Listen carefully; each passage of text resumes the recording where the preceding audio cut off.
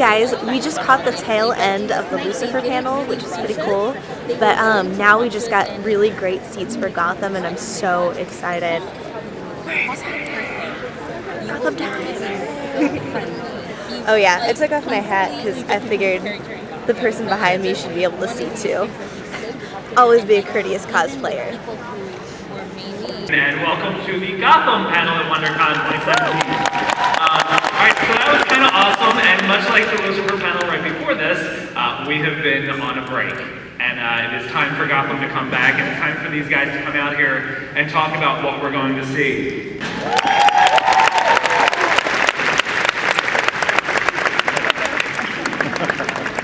Oh, he is a young Master Wayne, David Mazouz.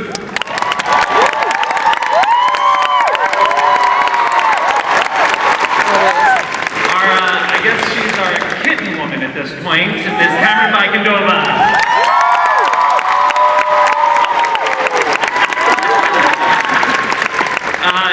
He's blowing up, literally just seconds ago, Cory Michael Smith.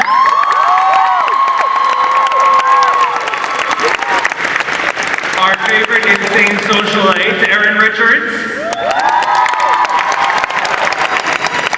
Oh, and another kitten with a whip, Jessica Lucas. And the real muscle in Gotham, Drew Powell.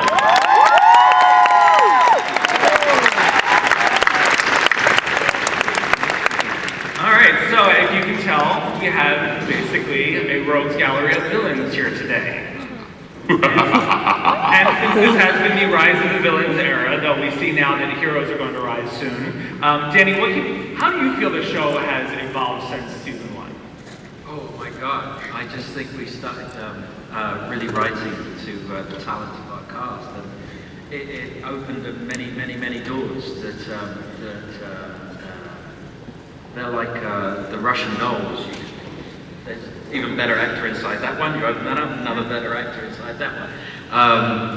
So I think the freedom to write for this talent and to delve further back into the DC canon and get new villains and get perhaps villains we haven't heard of yet, bringing them to the front. Okay, so that was another question, was how is it now in regards to working with DC Comics as far as going to them and saying like, hey, who's available? Well, if they're not making a movie about them right then, we're pretty good. But they are making movies right now. Yeah, they're making a lot of them. Yeah. Anyone on your wish list? Yeah. Anyone you can share with us? I can't share right now. Right. But maybe we're going to revisit some old ones. Okay, all right. You've worked on a lot of police procedurals, and season 1 was very procedural driven. And then in season 2, we kind of loosened that up, and really, I feel like the show really embraced the madness of Mad City. How has that been for you, getting to play with, still keeping it rooted in the police force, but having more than just like your normal bank robbers to play with? I think it took a whole season to really establish the world. Like our Gotham is like an alternative, interact with another one, because they're so complete now that they will just continue to surprise you. And it won't feel extraordinary. It will feel real. Now, because it has to be asked for every show now, especially the comic book shows, when is your musical episode? Yeah, when is our musical episode? Danny spends his evenings with his ukulele, just writing songs for Gotham. The musical episode. I think if Gotham did a musical episode, the Sex Pistols would have to write the score. So I think the Ramones, the Sex Pistols, and Iggy Pop, Lou Reed, they're not around. So let's just cherish the show as it is.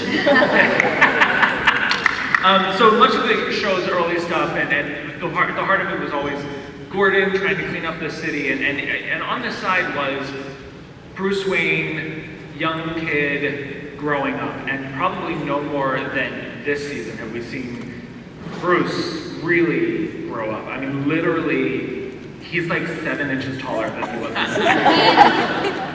Yeah, like there's an entire storyline of what's in the water at Gotham that is making his children grow fast. What do you eat? I don't know what I'm eating. Meaning something. Green beans. I remember when we started, I was taller than him, and now he's like 4 inches taller than me. I remember when I was taller than him.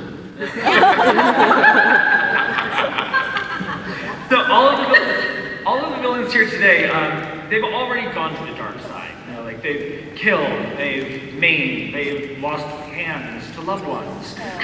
They've played with bazookas. Except for Selina. Selina she's dabbled. She's gotten into trouble. Are you ready to start playing this girl as the one that goes bad? Yeah, I mean, I feel like Selina has this reputation of just being a really awful person, but I don't see her as one. I just see her as a survivor, and if being honest and blunt is the way of surviving and putting yourself first is the way of surviving, then that's what she's gonna do.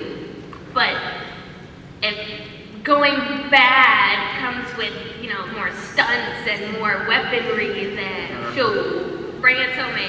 Yeah, all right. So you and David started out, you know, very young in the show. And you've had to play the kind of the little Romeo and Juliet kind of stuff, like the young loves. Has it gotten any less awkward?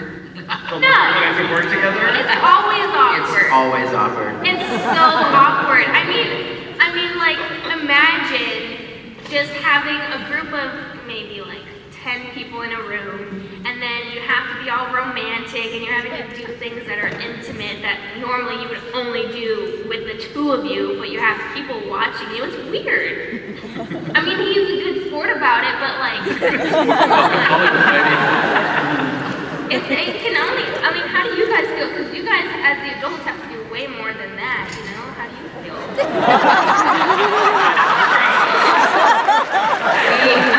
We have something written here that says, please be aware that many members of your audience may be under 18 years old, so I think we shouldn't answer that question. I'm just talking about not what you do, but No, it's weird all the time. But it's weird in real life too, Cam. It's weird in real life too. Okay. That's what I'm saying. I'm not talking about what you do. I'm just saying it has to be awkward for everyone, right? Okay. That's a story. I can never. Let me just say that there's a character at this table who was going to teach her the real dark way. Oh no. Real dark arts. So, oh no. It's about to go even darker. darker. It's Tabitha, isn't it? You'd have to look. Okay, alright, next question. What game okay. Win? David, what can you tell us about Bruce 2.0? Bruce 2.0. Because there was that moment in the mid-season finale where Catherine from the Court of Owls mentions, like, you can no longer see the scars. How much has this kid undergone? He has undergone a lot. I mean, that's loud. When we first saw him at the beginning of season 3 and at the end of season 2, I really think he was a lost soul, and he was just looking for a purpose in this world. And Bruce didn't offer it to him, and for good reason. But he ended up finding the Court of Owls, and they did offer him. I mean, they were essentially the people who created him, because they were in charge of Indian Hill. And he is going to live out the reason he was created, and it will have very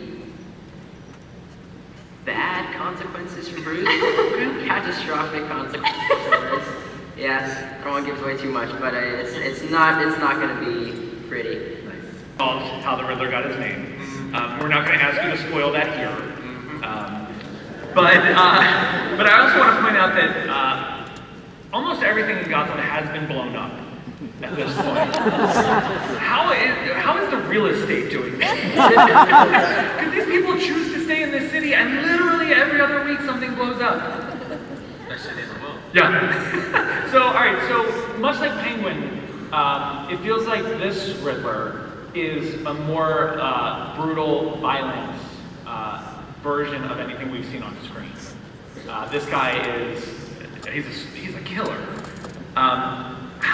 What is the challenge of, I mean, making this guy very, very dark, but also still kind of lovable?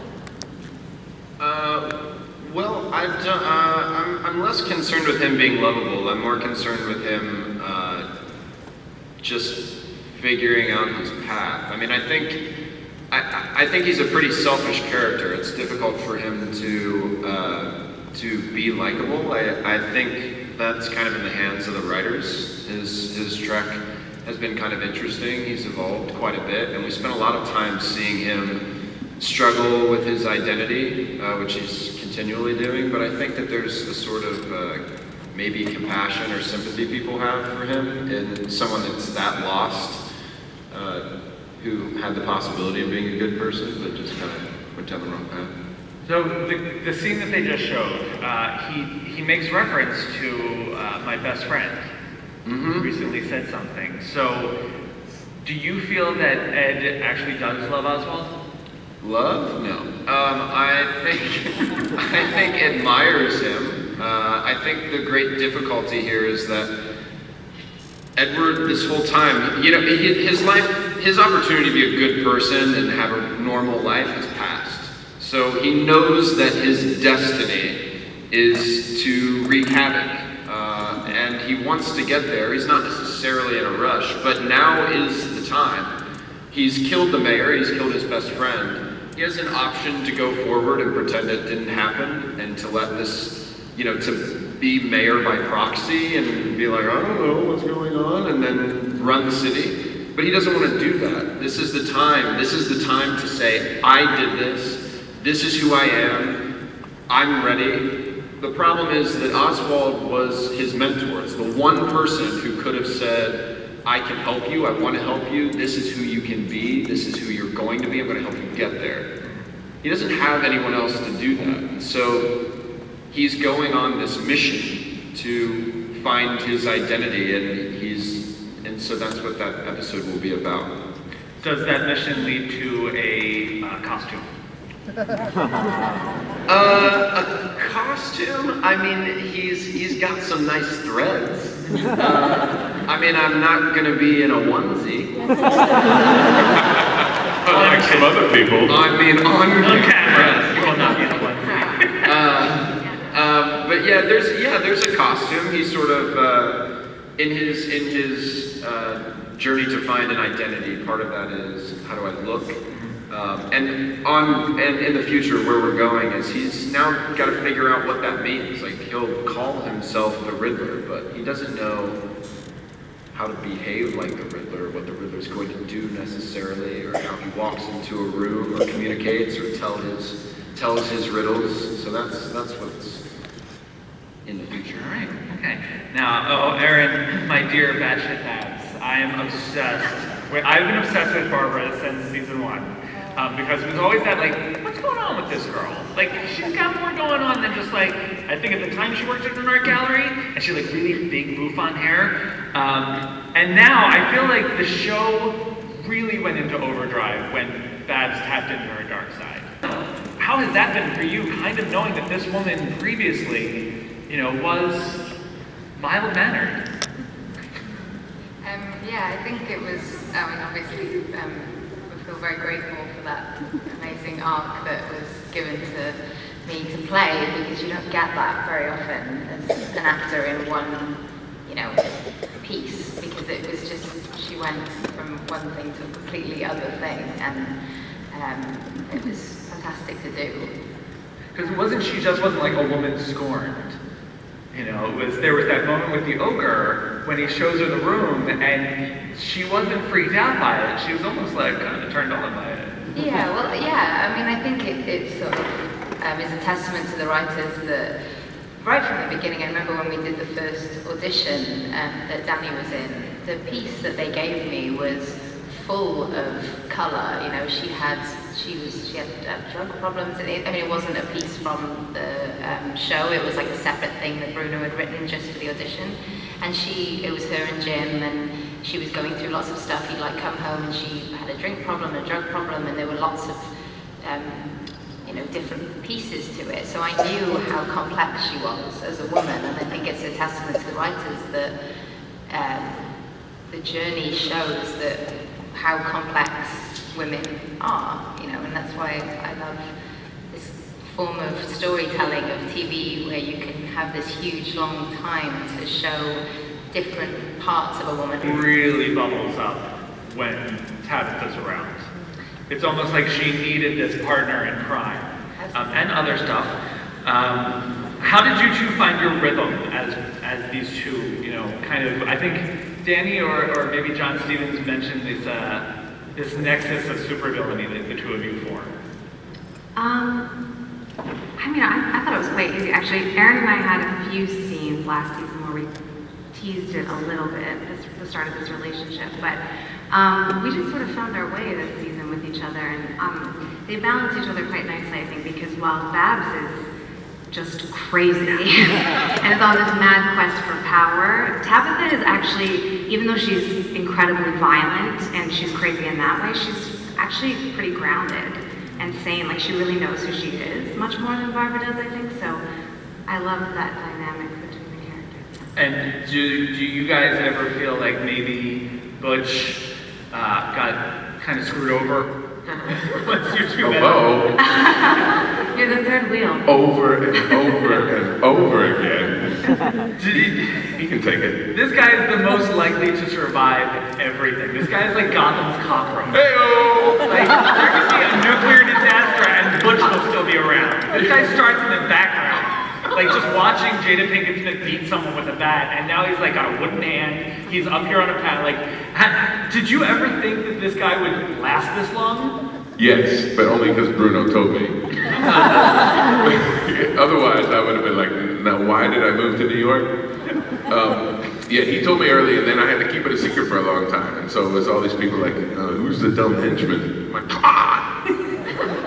But then Danny in season 2 told me the best thing about Butch, and it really helped encapsulate right before we started season 2. He's like, look, the thing about Butch is he's a survivor. Like, he's lived in Gotham since he was, you know, he's scampered around those streets like Selina. He knows how to survive. And that was the moment that it kind of clicked in for me, that that's what Butch is about.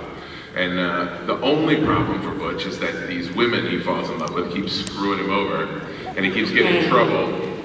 And that's the whole arc for Butch this season, is the lovelorn fool that he is. He just can't help himself. So, thanks a lot. Well, speaking of lovelorn, a lot of Edward's motivation is the loss of his beloved. With the frequent rotation of power in Gotham, how do you think Butch will work under possibly the reign of Riddler? Ooh. Butch and Nigma have not, and do not see eye to eye. You will follow directions. Bitch. A bitch.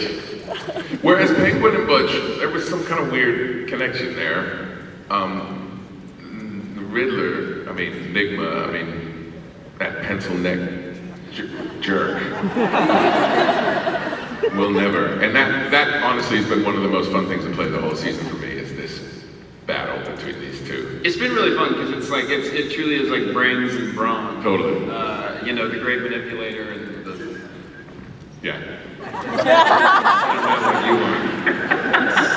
Hey, did anybody catch the 7 reference in the episode 5? What's in the box? Woo! Thank you. The director, TJ Scott, we put that in there. I said, no one's ever going to understand that. No one's going to get that. 3 people got it, so thank you. Erin and Jessica, can we, I think maybe Danny hinted at this, but could we expect to see you two, your characters, take Selina under their wing? Would they notice, hey, this is raw material we can work with? Let's corrupt her. Yeah, I don't know how much of that I should give away.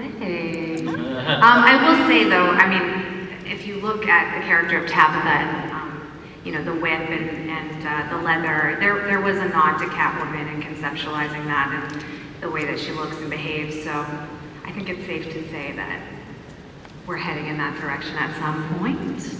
At some point, yeah. At least, I don't. So Barbara has been always weird with Selina because she's kind of judgy.